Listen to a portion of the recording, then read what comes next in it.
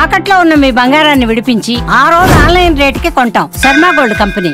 నమస్కారం, సుమన్ టీవీకి స్వాగతం.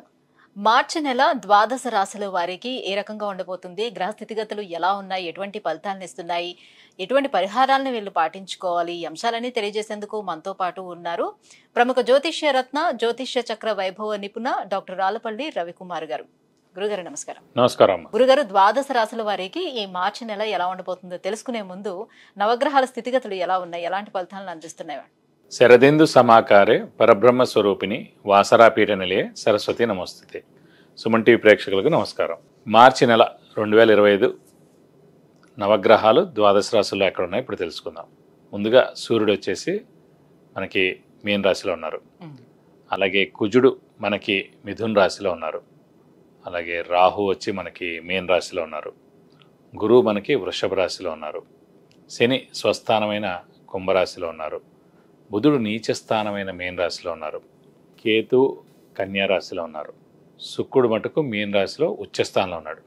కాబట్టి ఒకటి స్వస్థానం శని, శుక్రుడేమో మనకి ఉచ్చస్థానంలో ఉన్నాడు మీనంలో.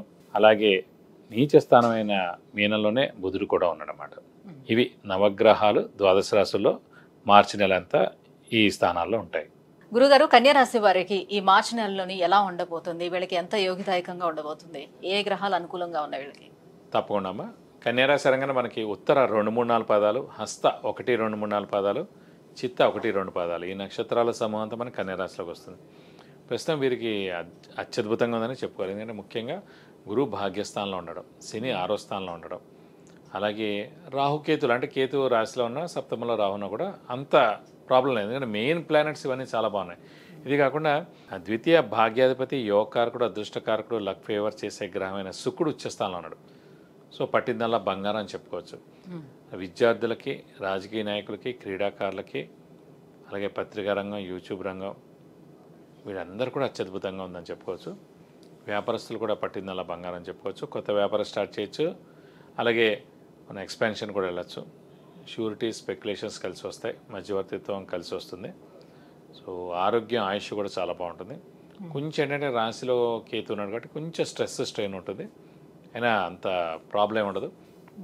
సో హార్డ్ వర్క్ సంబంధించిన ప్లానెట్ వచ్చేసి మళ్ళీ బుధుడై నీచలో ఉన్నాడు కాబట్టి కొంచెం హార్డ్ వర్క్ అనేది తగ్గిస్తారు. కానీ మానకండి. ఎందుకంటే గురువు, శని, శుక్రుడు అన్నీ 100 ఉన్నప్పుడు కొంచెం హార్డ్ వర్క్, స్మార్ట్ వర్క్ చేస్తే కనుక ఈ 2-3 నెలలు కూడా మీరు పట్టిందల బంగారం అవుతుంది. సో ఖచ్చితంగా ఉన్నత స్థానాన్ని చేరుకుంటారు. విద్యార్థులకైతే సువర్ణావకాశం అండి. ఖచ్చితంగా పోటీ పరీక్షలు రాసిన, అంటే మామూలు ఎగ్జామ్స్ రాసిన, 10th ఇంటర్, డిగ్రీ ఏవైనా సరే, ఎనీ సెట్స్, ఏ ఎగ్జామ్స్ రాసినా కూడా ఖచ్చితంగా మంచి పాస్ మార్క్స్ వస్తాయి, మంచి ర్యాంక్స్ వస్తాయి. సో వాళ్ళకి మంచి నెక్స్ట్ ఇందులో అయితే జాయిన్ అవబోతున్నారు. అవన్నీ కూడా అత్యద్భుతంగా ఉంటాయి. సప్తమ స్థానంలోనే రాహు ఉన్నాడు కాబట్టి అది కళత్ర స్థానం కాబట్టి అలా ఇబ్బందులు ఏమన్నా? అంటే సప్తమాధిపతి మెయిన్గా అంటే ఇవి 2 కూడా ఛాయాగ్రహాలు అన్నమాట. Rahu, Ketu shadow planets. So shadow planets అంత ఇంపాక్ట్ చూపించదు. కానీ సప్తమ స్థానాధిపతి అయిన గురువు భాగ్యస్థానంలో చాలా బాగున్నాడు. అందుగురించి అంటే మెయిన్ స్థానాధిపతి ఇంపార్టెంట్. అలాగే సప్తమ స్థానంలో శుక్రుడు ఉచ్చలో ఉన్నాడు, ఇంకా చాలా బాగున్నాడు. సో అవన్నీ ఏంటంటే అవి డామినేట్ చేస్తాయండి. ఈ ఛాయాగ్రహాలు ఏం చేయలేవు వాటిల్ని. కాబట్టి గురువు ఇంపార్టెన్స్ చాలా ఇంపార్టెంట్. తను భాగ్యంలో ఉన్నాడు కాబట్టి దైవబలం, దైవానుగ్రహం పరిపూర్ణంగా ఉండడం, తీర్థయాత్రలు చేయడం, దైవాన్ని దర్శించుకోవడం, గురువులు దర్శించుకోవడం, గురువు యొక్క బ్లెస్సింగ్స్ పొందడం, సంఘంలో జరిగే మంచి కార్యక్రమాలన్నింటిలో కూడా పాల్గొనడం.